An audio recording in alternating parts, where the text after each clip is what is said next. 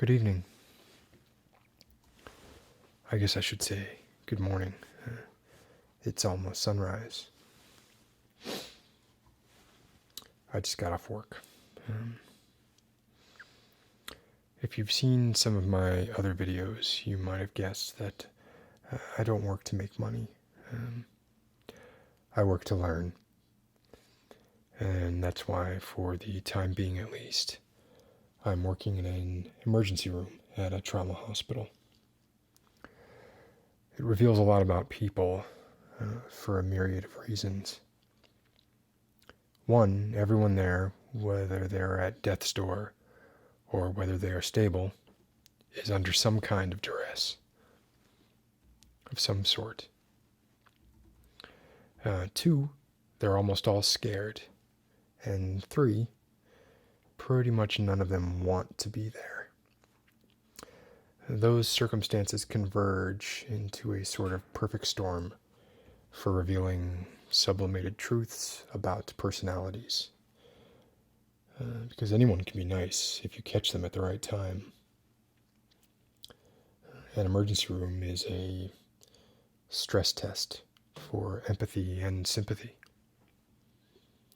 And if you want to learn more about humanity, there are few better places to do so. And I should know, I've tried a few.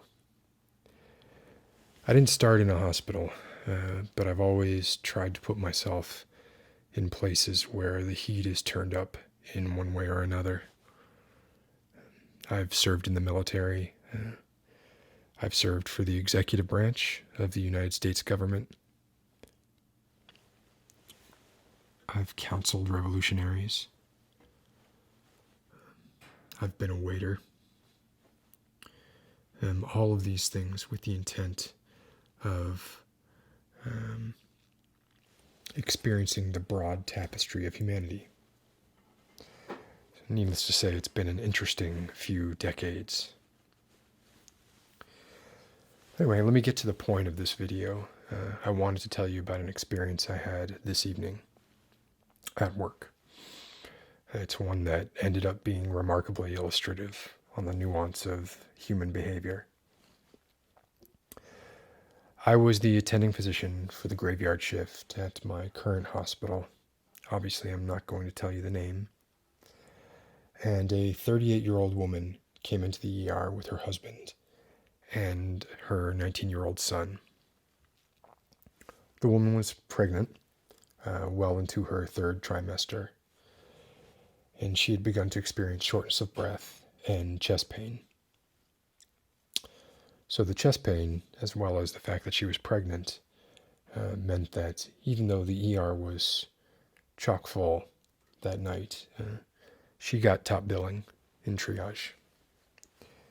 She had an elevated blood pressure, elevated heart rate, the whole 9 yards. She was in her own room within 5 minutes of checking in at the desk. So immediately we hooked her up. We hooked up her IV, ran her blood work.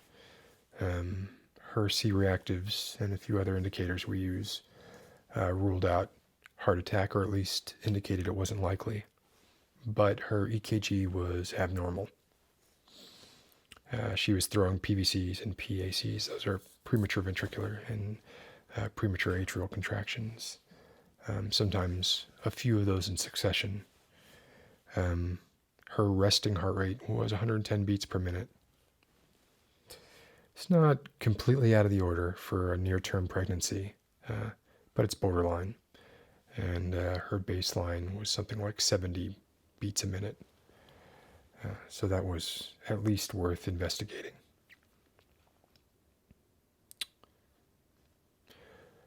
I've already gone too much into specifics of how she presented. That's not the point of this story. It's not what it's about at all.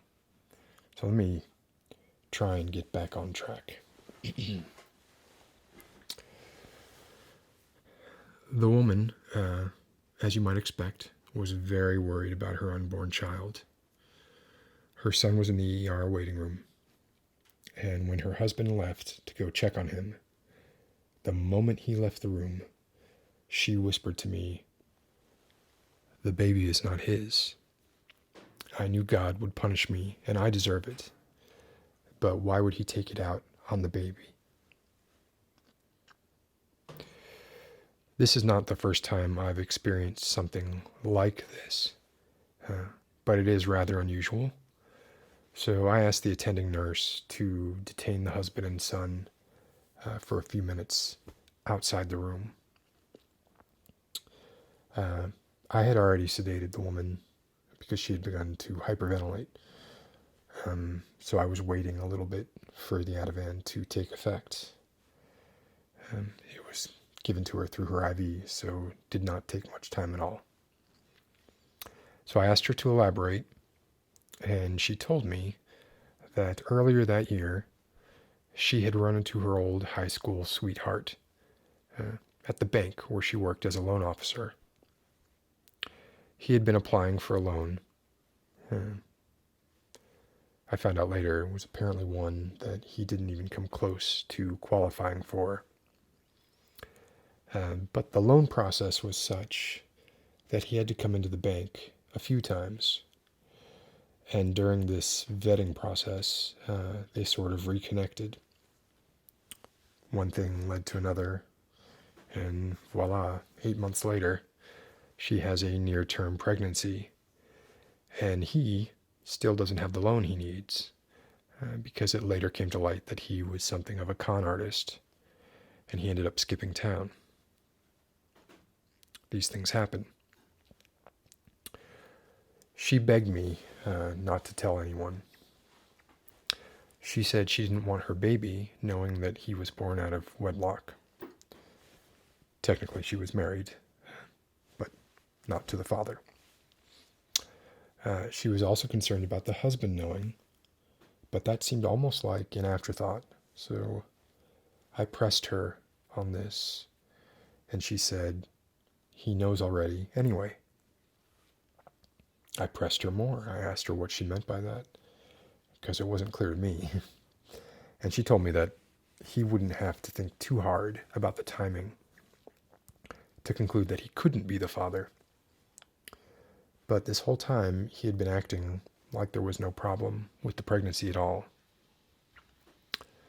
He was either, she told me, in denial, or he was plain stupid. Having met the man, albeit briefly, my opinion favored the former. This was not a stupid man.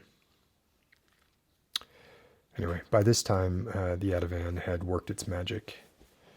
The woman seemed less in distress, at least physically. I instructed the nurse to keep a close watch on her. She was already on the telemetry floor, which meant her EKG was monitored live, remotely. And then I asked the husband if I could speak with him. So as I've already mentioned, the ER was extremely busy. We didn't have the luxury of an empty room to talk in. So instead we walked down the hallways to the coffee bar, which is on the ground floor, same as the emergency room. And we each got some coffee, and we sat down, and I asked him about his wife's physical history. So I was looking for things like a history of dizziness or disorientation, things that even she might not notice, but sometimes somebody else, someone who knows the patient well, will. He told me that she had blacked out once in the past 8 months. They had gone to her 20th high school reunion together several months ago.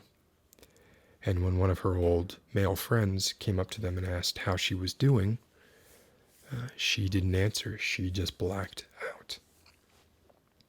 She was apparently out for 5 to 10 minutes. So I put 2 and 2 together, and I figured this was the same man whose child she carried. The husband, of course, had not made this connection, but out of the blue, he did say to me, "It isn't my child, you know?" So I acted surprised, of course. He told me exactly what the woman had suspected, that he knew it was impossible for the child to be his because of the timing of the conception. But he also told me he didn't care. He said he loved his wife and that he would love the child just as much. He just wanted them all to be happy and to be all right. He vaguely suspected he had been cuckolded by a co-worker of his wife's. And although he was wrong, I didn't say anything about it. I just told him I thought his attitude was admirable, and that I believed both his wife and his baby, and I was very specific to say his baby would be fine. He was also concerned that his wife not know that he knew about the paternity of the baby, or I should say his lack of paternity, because he felt like that would make the situation untenable. I had my own opinions. Before we got up to go back down the hall to the emergency room, he wrapped things up by saying that he was worried his elder son might not treat his brother the same if he knew the unborn child didn't share the same father. I assured him that it wasn't my place to discuss any such personal matters. In fact, I'm under oath not to do so. That his secret was safe with me. But I also told him it was very important for me to speak to his son, his elder son, to be sure he didn't have any potentially useful information about his wife. He seemed satisfied with my word that I wouldn't reveal anything. So I went to the waiting room, and the son was in there watching the news on one of the televisions.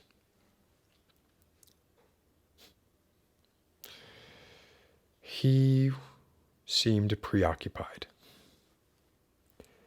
It's often difficult to tell with teenagers whether they are genuinely unaffected by events or if they're just filtering.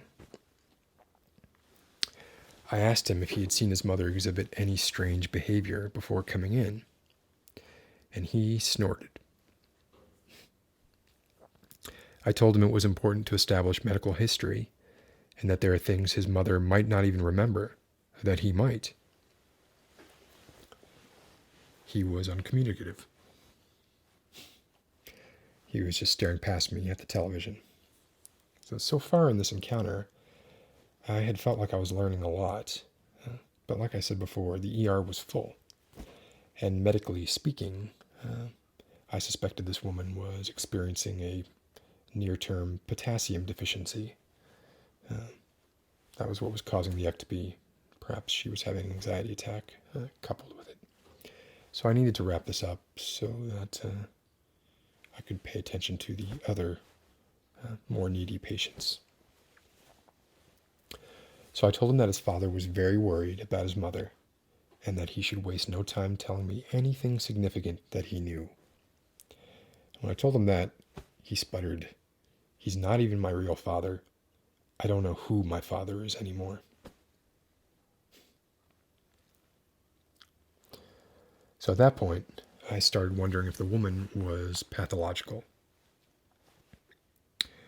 I asked the boy what he meant by what he had said, and he told me that a few months earlier, he had overheard his mother on the phone speaking to someone, he didn't know who, saying, "William," that's the husband, "isn't my son's father.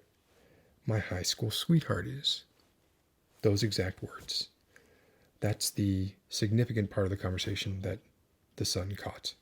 But he had misunderstood because it was obviously a much longer conversation. Because he heard that the affair was with his mother's high school sweetheart.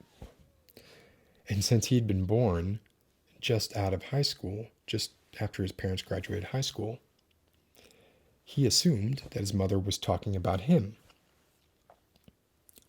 It never occurred to him that his mother might have had a more recent affair. Um, so needless to say, he was very upset. He asked me not to tell his father because he believed his father was unaware, as well as being the only innocent in the situation. I'll admit at this point I was in a mild state of shock. I thought about what to do for a bit, and I ended up breaking my Hippocratic oath, at least if you view it in the strictest sense, by telling the father everything. I had determined that he was the crucial link, the crucial healthy link, at least. The son would be better off knowing the truth. He already thought he was his brother's half-brother, so there was no net loss there.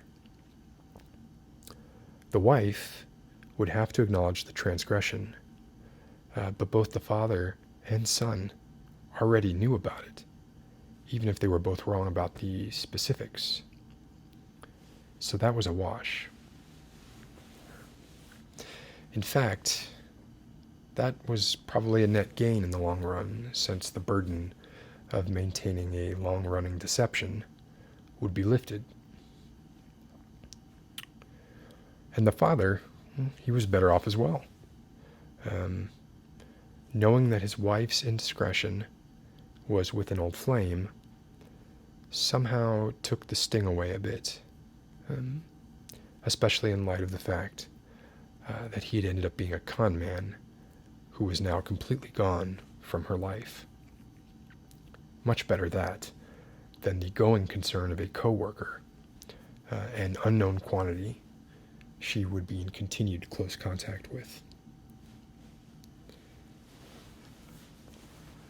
So what got to me most about this experience was the subjective nature of justifiable deception, coupled with how much faith humanity puts in a white coat. This family had experienced a comedy of errors, a series of lies that they were all participating in, every one of them. And the only one who knew the entire truth was someone they hadn't even known for an hour.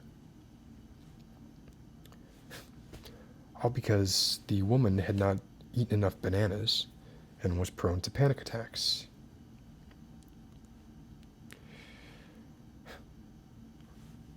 The mother was fine. The baby was fine.